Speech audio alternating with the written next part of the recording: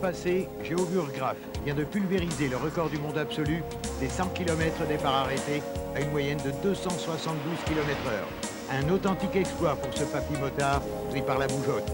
Ce sportif accompli, qui dans les années 50 a enlevé 3 titres de champion de France et compte 68 victoires en Grand Prix, s'est remis en selle à 60 ans, une deuxième jeunesse qui rime avec retour à la compétition.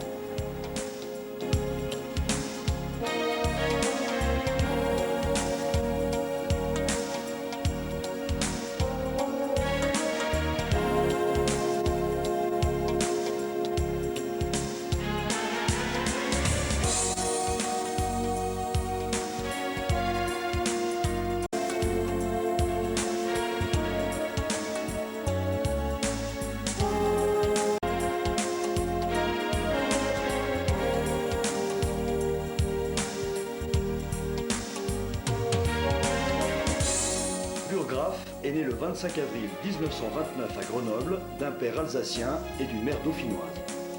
Georges est initié à l'acrobatie par son père qui est mécanicien sur moto et moniteur de gymnastique aux sapeurs-pompiers de Grenoble.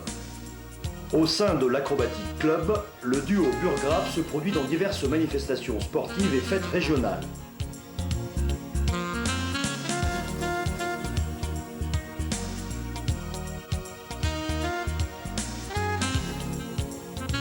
En 1943, Georges, qui a maintenant 14 ans, pratique la natation au sein des Dauphins de Grenoble. Il est sacré champion de l'Isère du 100 mètres nage libre. L'année suivante, il est tenté par la boxe et s'inscrit au Cercle des Sports de Grenoble.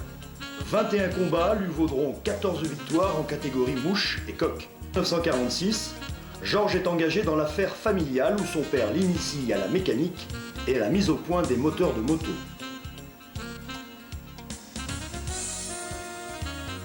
Mais Georges préfère la vitesse et le pilotage. Son tempérament prend vite le dessus. Comme tout acrobate, il se lance un défi. Et le 17 avril, il tourne dans le mur de la mort, à la fête foraine de Grenoble, sur un scooter Lambretta. C'était une première mondiale pour ce petit engin nouveau venu sur le marché qui affrontait pour la première fois une paroi verticale de 6 mètres de hauteur, plaquée par la force centrifuge. Après quelques courses régionales, son pilotage est remarqué et Georges obtient sa première licence pour participer les 13 et 14 septembre à cette grande épreuve internationale d'endurance, le Bol d'Or, une course de 24 heures.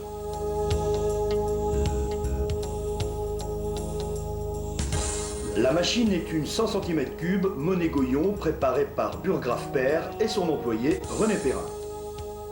Engagé dans la catégorie 125, Georges se classe 4e en parcourant 1055 km en 24 heures, seul à son guidon. Exploit remarquable pour ce jeune pilote, alors âgé de 17 ans, qui est de loin le benjamin de cette éprouvante épreuve. Burggraaf père équipe alors son fils d'une moto italienne, marque MV Agusta, une des meilleures 125 de l'époque. Le 13 mai 1950, Georges est victime d'un accident de la route en essayant sa moto. Fractures multiples, contusions et 5 mois de convalescence seront suffisants pour anéantir une saison de compétition. Les montures vont se succéder de course en course et de circuit en circuit. Cette année-là, Georges totalisera 22 victoires, tant en course de côte qu'en circuit. 1952 sera l'année de la consécration tant attendue. La firme MV Agusta mettra à son service une machine d'usine accompagnée de 2 mécaniciens pour toutes les épreuves listées en championnat de France. En fin de saison, Georges est proclamé champion de France de la catégorie 125.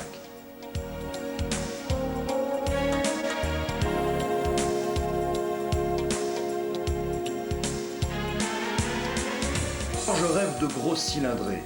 Et c'est à Paris, sur l'autodrome de Montlhéry, qu'il enfourche pour la première fois une 350 AJS, prêtée par son ami Georges Moneret. Il sera classé 2e de cette coupe du Salon de la moto. Le 21 septembre, c'est Éric Olivier, champion du monde de sidecar, qui lui confie une superbe 500 Norton au Grand Prix d'Avignon.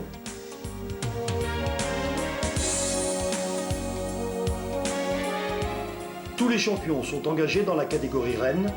Et écoutons plutôt Georges nous raconter sa course. Un bon souvenir, c'est ma première course en 500 cm3 au Grand Prix d'Avignon en 1952. J'ai eu la chance, là-bas sur ce Grand Prix, de rencontrer Elie Colliver, qui était champion du monde à l'époque, et qui m'a proposé de me prêter sa moto. Alors, j'ai pris cette moto qui était extraordinaire, bien sûr, qui était préparée pour un Anglais avec un moteur top niveau. Ma première course, je pars donc tranquille, doucement, en disant je vais terminer la course, quelle que soit la place. Et j'ai calqué ma course sur le pilote de pointe à l'époque, qui était Nello Pagani, champion du monde. Je l'ai suivi pendant toute la course. Il faut dire qu'à l'époque, les mécaniques étaient moins résistantes qu'aujourd'hui, les freins chauffaient, les moteurs chauffaient, il fallait ménager sa mécanique. Et Nello Pagani, qui était un fin pilote, ménageait sa mécanique et restait volontairement en retrait derrière. Et je suis resté toute la course dans sa roue. Et à 8 tours de la fin, Nello Pagani a attaqué en grand, et à ce moment-là, le pauvre, il a cassé sa moto. Et moi, j'ai compris que c'était le moment d'attaquer. Et ayant une moto beaucoup plus fraîche sur le plan freinage, sur le plan moteur que les autres, petit à petit, j'ai remonté, je suis arrivé 4e, 3e, 2e, et dans le dernier tour, j'ai pu passer Jacques Collot, champion de France à l'époque, et gagner le Grand Prix d'Avignon. Ça a été ma première victoire en 500, et vraiment une grande, grande joie. 1954 ne sera que confirmation avec le titre de champion de France en fin de saison.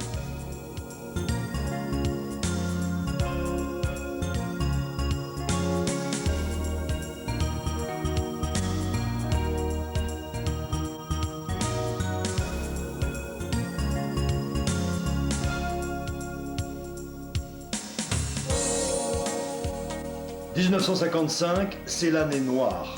Victime d'une chute le 18 mai au Grand Prix d'Italie à Gênes, Georges perd toute sa saison. 1956, Georges rêve aujourd'hui de 4 roues. Pour ses adieux au sport motocycliste, il s'engage dans la course de la côte de la Fraye avec sa 500 Norton, où il établira un nouveau record et décrochera sa 68e victoire sur 2 roues. Un mois plus tard, Georges fait l'acquisition d'une voiture de sport, une Alfa Romeo type Giulietta, et s'engage à Montlhéry. Il remporte brillamment sa course devant quelques pilotes chevronnés. Ce 16 juin 1956, le seul constructeur français qui participe aux compétitions en Grand Prix est présent sur le circuit. C'est Amédée Gordini. Il connaît Georges de réputation et après sa victoire, lui propose sur le champ l'essai d'une de ses monoplaces de Formule 1. Plus tard, un contrat est signé pour le reste de la saison. Après quelques séances d'entraînement concluantes, Georges effectue sa première course à Caen le 26 août et termine 4e de ce Grand Prix. Ses débuts prometteurs font l'unanimité des journalistes. Faute de moyens financiers, 1957 verra la fin des années Gordini sur un dépôt de bilan. Georges s'oriente désormais vers les rallyes. Alfa Romeo France, suivi l'année suivante par Porsche, seront les futures voitures de notre pilote. Entre 1957 et 1964, ces 8 années de rallye se concrétiseront par 16 victoires et 5 secondes places.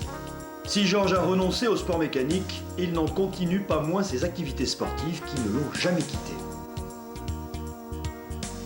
Le monde sous-marin lui offre un nouveau domaine. Très vite, il se passionne pour la chasse sous-marine. La Corse et les Baléares sont ses îles préférées. Titulaire du brevet de maître nageur sauveteur, il passe avec succès son brevet de moniteur national de plongée sous-marine et en sort major de sa promotion le 24 mai 1964. En 1965, Georges ouvre une école de plongée en Corse du Sud. C'est le Cara Club Plongée, au sein du village de vacances de Caramontino. Initiation, exploration et passage des brevets fédéraux.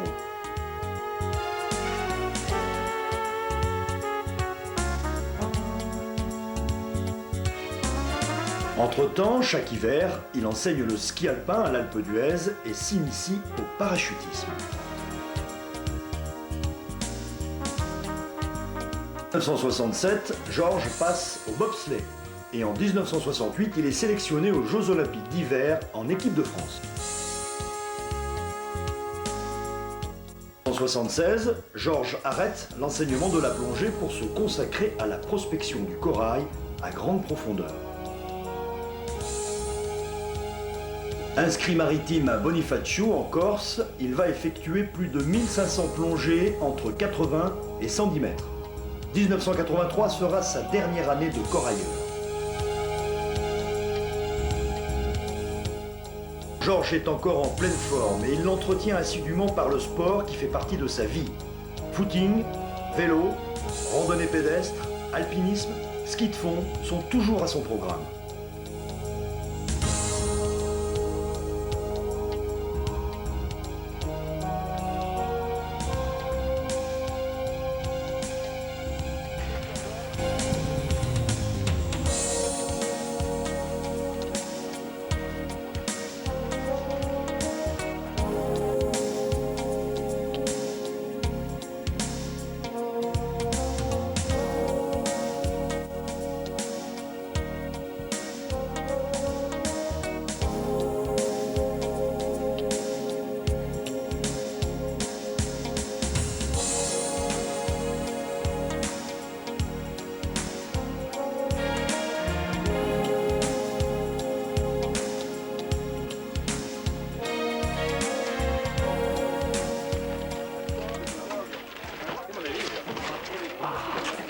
Ça chauffe, hein? J'en ai 67, j'ai bien passé le cap. Mais enfin, j'espère que, vu mon palmarès, les courses que j'ai faites, et puis mon récent record du monde, la fédération me donnera ma licence encore cette année.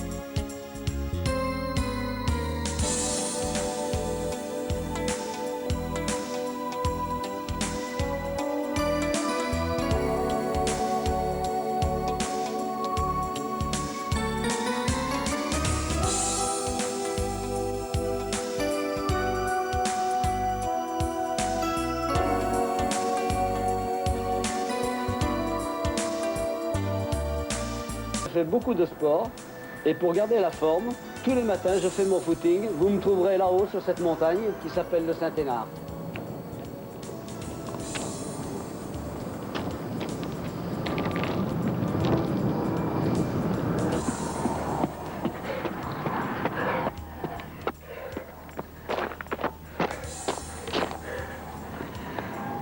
Tous les jours. Il y a 577 mètres de dénivelé. Et alors tous les matins, sur le coup de 10 heures, je monte ici. Tout ça pour entretenir la forme physique. Faut être un peu maso, c'est sûr. Bon, à côté du footing, je fais pas mal d'autres sports. Je fais de l'escalade, je fais de la montagne, je fais du ski, je fais de la rando. Je fais beaucoup d'escalade. Et puis toutes sortes d'autres sports. Le rafting, et la moto surtout. Voilà.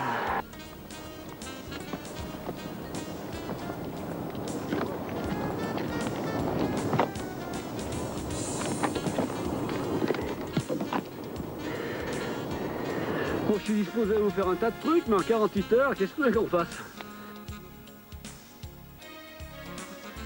Bon, là, évidemment, on prend de l'âge, plus ça va, plus c'est difficile. 63 ans, évidemment, c'est plus dur.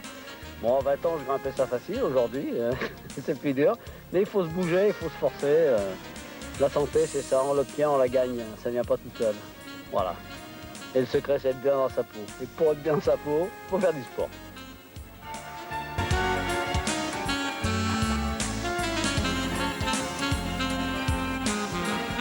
De nos jours, pour être brillant, c'est-à-dire pour être compétitif, il faut être en condition physique, ça c'est sine qua non. Le style de conduite a complètement changé, c'est-à-dire que les motos modernes sont tellement accrochées à la route que pour compenser justement ces glissades, la force centrifuge, il faut un déplacement du corps perpétuel sur la moto. Donc self-control, il faut tenir, condition physique, self-control et tout marche bien. Toujours à fond, à fond, à fond. J'ai pour habitude tous les 5 ans de faire un petit exploit, de sortir un petit peu du ronron quotidien. Pour te retracer le truc, à 50 ans, j'ai fait une plongée à 120 mètres à Elliott, c'était la première fois, le jour de mes 50 ans. À 55, j'ai fait une traversée du Vercors aller-retour qui représente 5 km en ski de fond. À 60 ans, tu sais, je suis passé sur le pont des Sablons à Grenoble, cette arche qui fait 18 mètres d'auteur, là, avec une montée de trial. Et puis à 65, j'avais pas d'idée. Et puis c'est l'ami Savoie, là, qui un jour, au banquet des anciens motards à Lyon, me dit « Mais pourquoi tu ne tenterais pas un record du monde ?» L'idée est venue comme ça. Il devient pilote officiel chez Porsche, Alfa Romeo et Ferrari. Il essaie le bobsleigh, il est sélectionné en championnat du monde et aux Jeux Olympiques. Il découvre la plongée, il se transforme en chasseur de corail. Le sport, c'est sa vie. Pour moi, le sport, c'est très très important. Je dirais même que c'est primordial parce que quand je ne fais pas de sport, je suis mal dans ma peau et j'ai absolument besoin de me défoncer.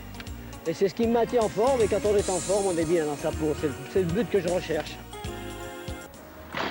1989, Georges a 60 ans et pour fêter cet anniversaire, il franchit l'arche du pont des Sablons à Grenoble sur une moto de trial.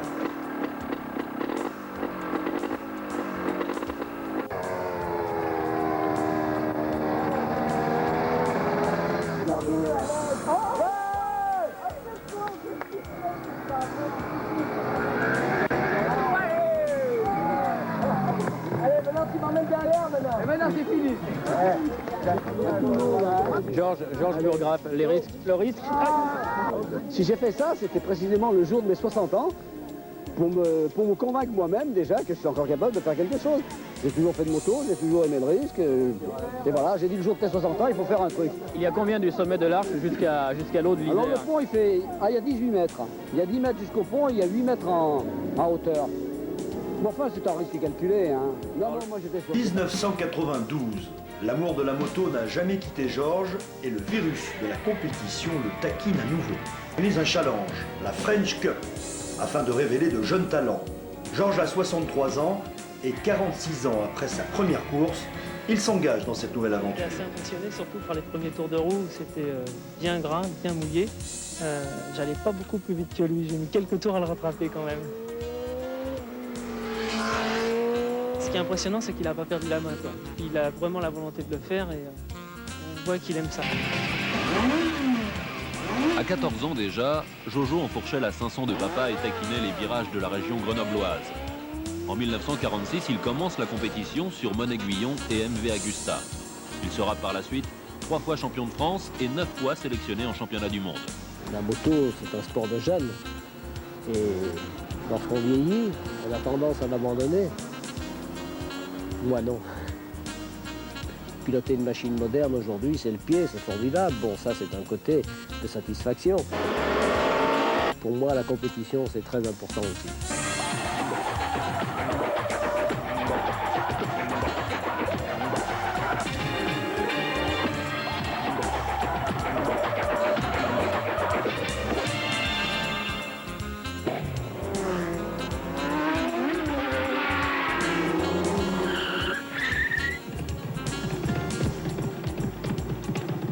On se lance de plus en plus jeune dans la compétition.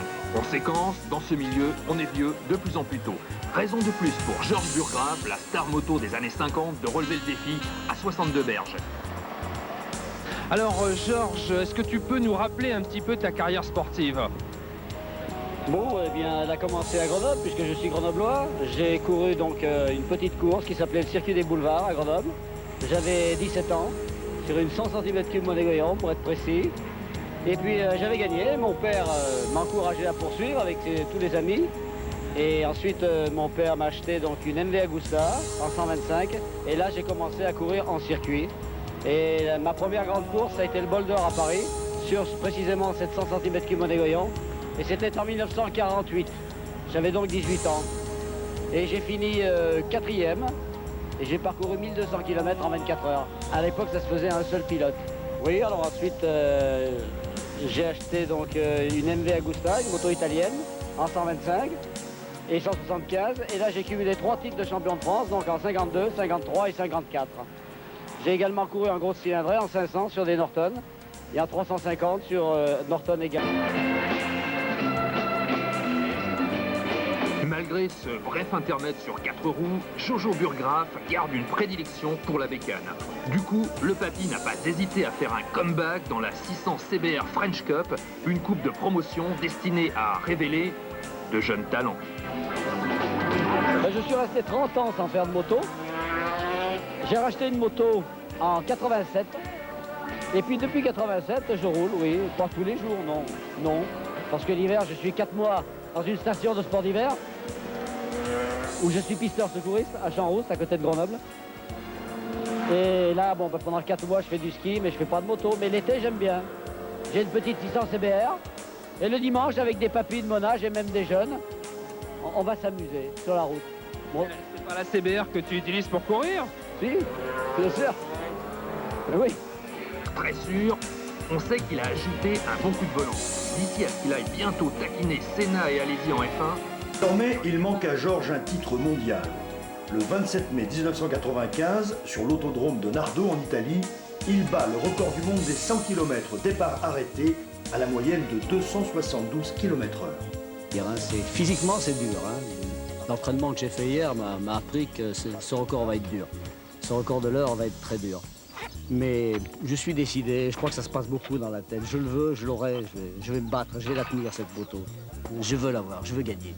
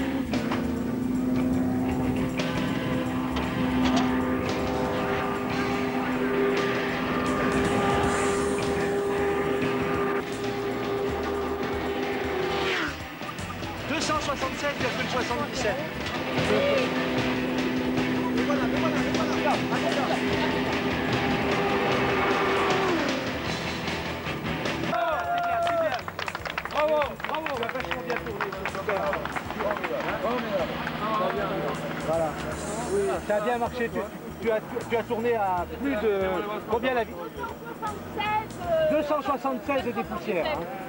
Là, je ne pensais pas que c'était aussi. Ouais, mais tu es dans les temps du record, là. Tu es largement dans les temps du record. Ouais.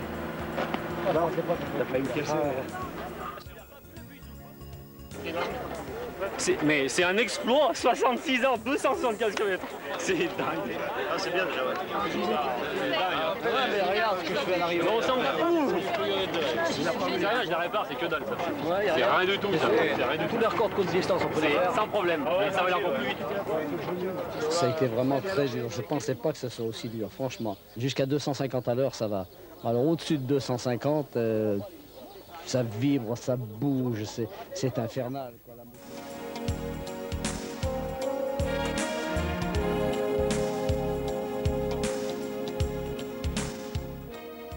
La vitesse officielle de ces 100 km départ arrêté, 272 km 398 dans l'heure.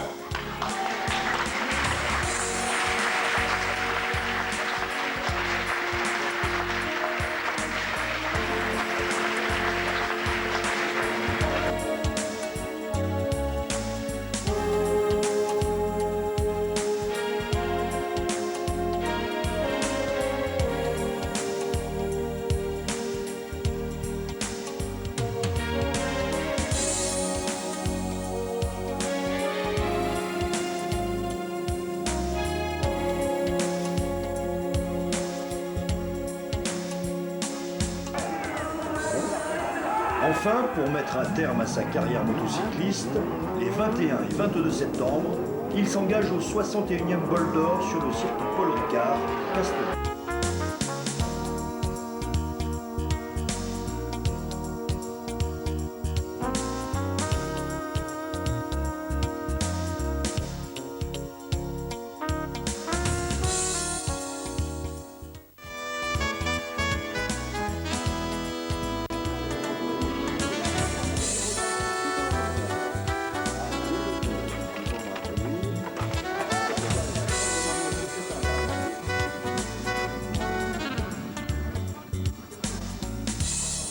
beaucoup de constructeurs hésitent de me confier une moto, vu mon âge. Ils veulent jouer gagnant.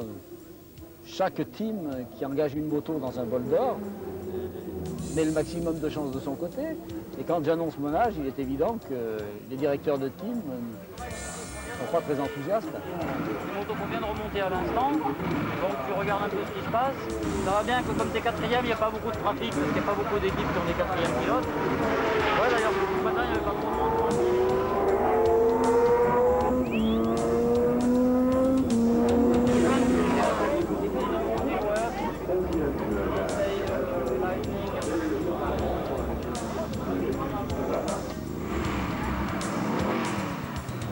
Moi, je sais ce que je vaux, je sais que je suis capable de faire un bol d'or. Et comme en 1947, Georges sera à l'arrivée de ses 24 heures. À 17 ans, il en sera le vétéran à 67. 50 années séparent les deux mêmes courses et le même pilote. Exploit encore jamais réalisé à ce jour.